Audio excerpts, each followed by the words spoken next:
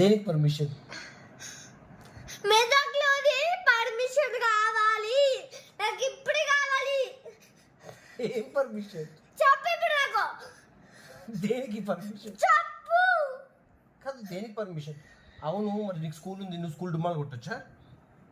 నువ్వు ఫస్ట్ అది చెప్పు. మెదక్లోది నువ్వు చెప్పకుండా. మెదక్లోది రేడియో అన్నా చెప్పు. నువ్వు ఇదిగో మెదక్లో నువ్వు స్కూల్కి పోకు. అవును, చెయ్యు. ఇప్పుడు ఎందుకు హోంవర్క్ చేయించాడు? అవి 2 క్వశ్చన్ చెప్పు ఫస్ట్. అయితే నాకు ఆన్సర్ చెప్పు ఇప్పుడు నాకు. హోంవర్క్ నువ్వు వచ్చాకైనా చేయొచ్చు, స్కూల్లో పోతుంది.